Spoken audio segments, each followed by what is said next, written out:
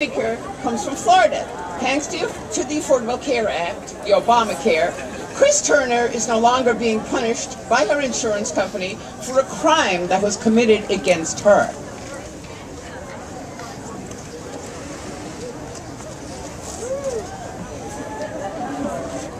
Good morning. My name is Chris Turner, and I'm a health insurance agent from Tampa, Florida, and I'm a rape survivor. In November of 2002, I was drugged and raped while on a business trip. I am lucky to be alive. My doctor put me on anti-anxiety and anti-HIV medications because there was no way whether to know the person who raped me used a condom. After the rape, I was so terrified that I couldn't even leave my house. I even did my Christmas shopping online.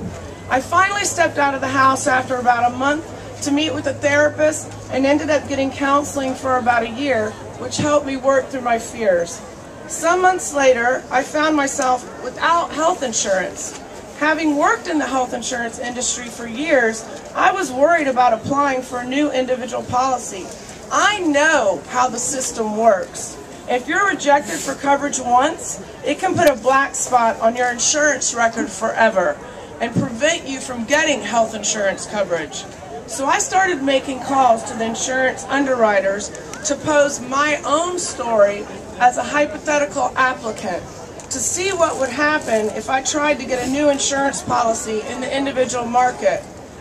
Every person I spoke with said the same thing. Nope, we won't take her.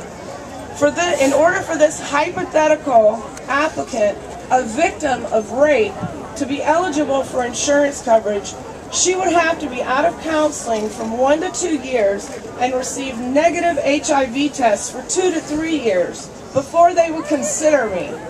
In other words, the treatment for the rape that I endured was considered a pre-existing condition.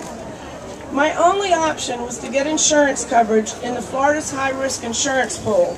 This coverage would have cost more than my rent. So I was forced to go without health insurance coverage for almost 3 years.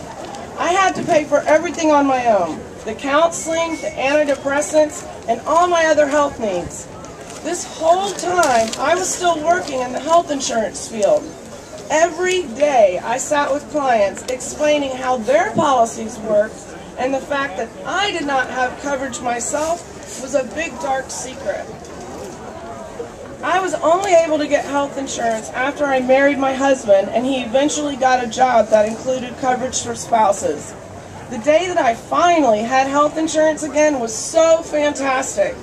I know that I could finally get a checkup or a mammogram, and that was a huge relief. But this is what gets me. There are many rape survivors who can't or don't get the help that they need. They have to push down their suffering and pain just to try to survive. Thankfully, the Affordable Care Act ensures that every woman who has survived sexual assault or domestic violence will no longer be traumatized a second time by insurance companies.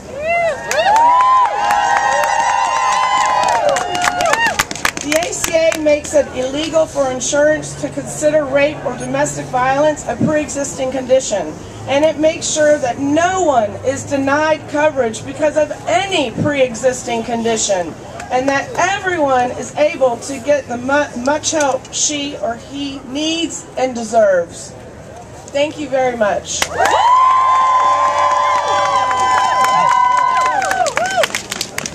Thank you, Chris, for sharing that amazing story.